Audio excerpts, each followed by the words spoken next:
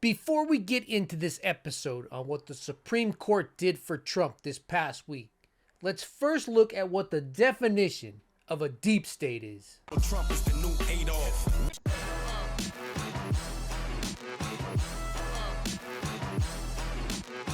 A deep state is a type of governance made up of potentially secret and unauthorized networks of power operating independently of a state's political leadership in pursuit of their own agenda. Once again, own agenda and goals. As many of you already know, this past week, the Supreme Court, along party lines, decided to take up Trump's immunity case. And if we just look at the timeline of this decision, it soon becomes apparent that this was always the overall plan. And Jack Smith knew this because months ago, he brought the case to the Supreme Court. And they said, no, we don't want to rule on it. Let's let the circuit courts rule on it. And as expected by anyone without severe brain damage, the circuit courts ruled as expected. No, a president doesn't have immunity over any crime. He can't assassinate his opponent. He can't set up concentration camps. He has to be held liable. Sounds good. Now let's get back to the January 6th case. Oh, but wait. This is where this MAGA court shows its hand. Because they say, oh, now we want to hear the case. We want to hear this very obvious case. But we don't want to hear it for 2 months. We don't want to hear it till April. And then we'll start deliberation on that. And then maybe we'll have a ruling sometime next year after the election. This way, if Trump becomes president, he kills both the federal cases on day one. This way, when Biden becomes president, the Supreme Court's like, duh, the president isn't above the law. And they rule on it like that. You see, this was the plan all along. And every single one of these Republican justices, every single one except this billionaire's Uncle Clarence, every single one of them was nominated by a president that never won the popular vote, never won the majority of this country's vote. And just think about that for a second, because I can't get on here and I can't organize a voting rally to throw them out. They're appointed for life. No, they're anointed for life. And it gets even worse than that, because not only are they anointed for lifetime appointments, they're anointed by a singular group, the Federalist Society. The Federalist Society, the same ones that want to roll out Project 25 as soon as a Republican gets in there, to purge our government of everyone that's not a loyalist. Those same people picked every single one of these Republican judges on the bench. Now seems like a good time to go back to that deep state definition.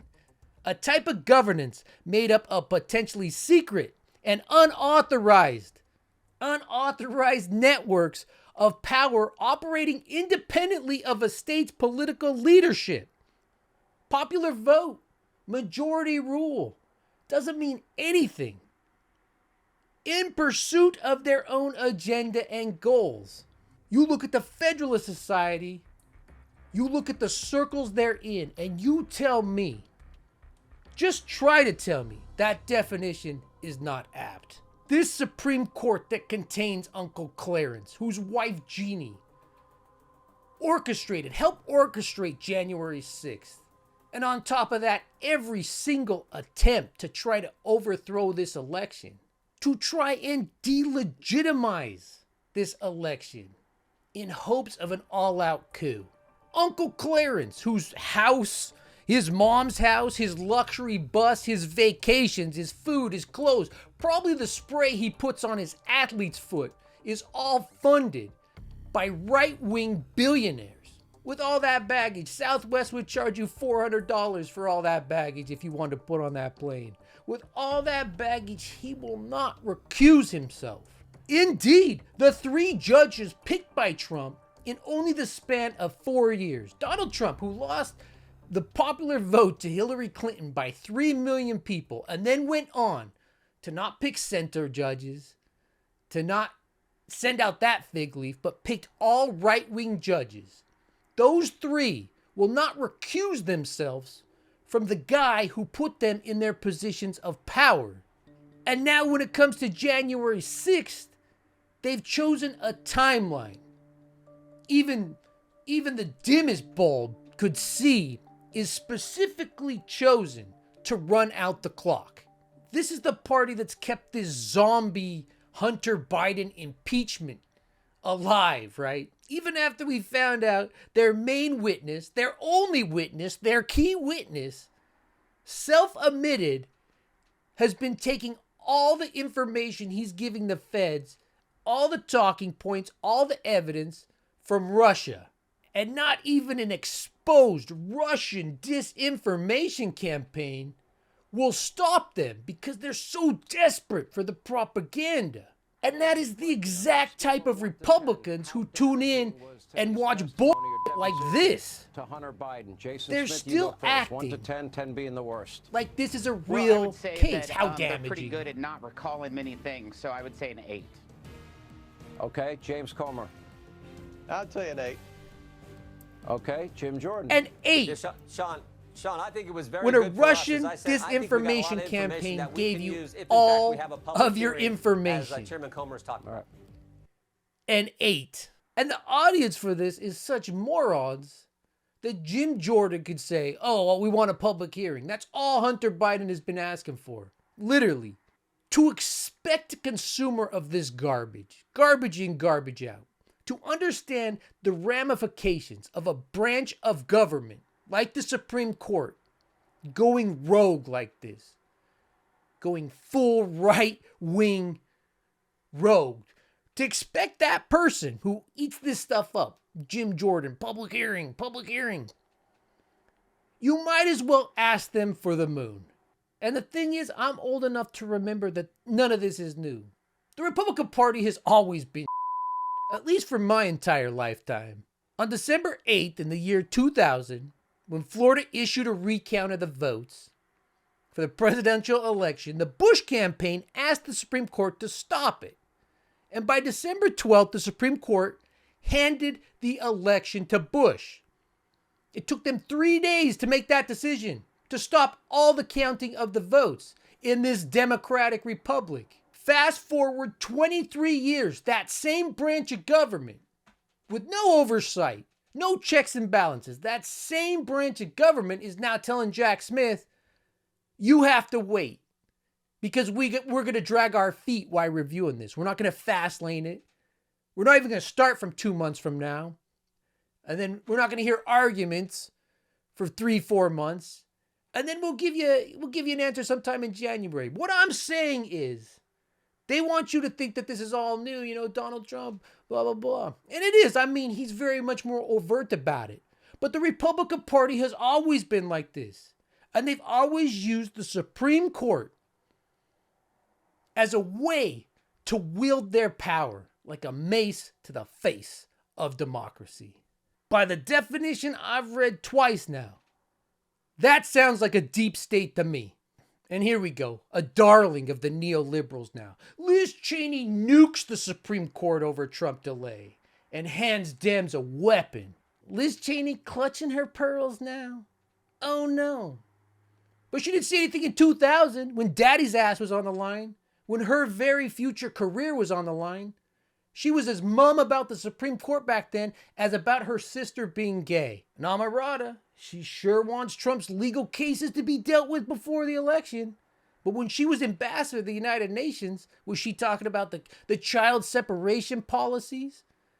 Proud Boys stand back, stand by, the radicalization happening back in her country? No, because she had a career.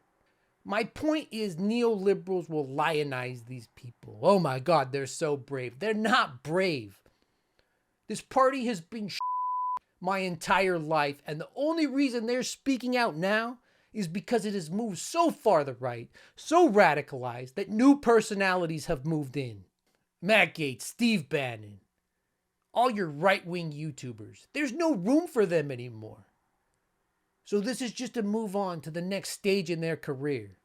Liz Cheney, Namarada, they were happy not only happy, they took part in destroying the institution of the Supreme Court for the last 25 years. So save me your pious tears now. And now that the fruits of their labor have turned out to be poison, not just for their party, but for this democratic republic, now we're supposed to listen to them opine. This is one of those terrible episodes where I have no solutions for this. Like I said, we can't vote these people out. We can't vote out Supreme Court justices because for some god-awful reason, they're appointed for life. The Supreme Court runs this country, and it has no checks, not from you or me, not from any other branch of the government. As we've seen, they can repeal a 50-year-old, 60-year-old law with just a snap of the finger. They can and are trying to do again, pick a president over our democratic process.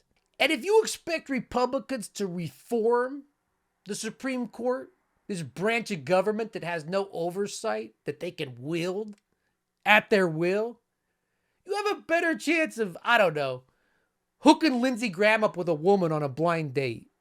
The only solution here is the Supreme Court is outdated. It's not what the founders thought it would be. It's not working as intended. If you like content like this, make sure you like and subscribe. Thank you to all the members here. I appreciate your support. It means a lot. It really does. If you want to be a member, just sign up. I think the button's down there somewhere. You get some benefits. You get to see the old Chad videos. I don't know if that's a benefit, honestly. But you get a thing by your name. Your chat and the lives are highlighted for me. Thanks for watching the Chud Report. We got to swamp them, all right? We got to swamp them. This is the opposite of the swamp that we talk. This is a positive swamping.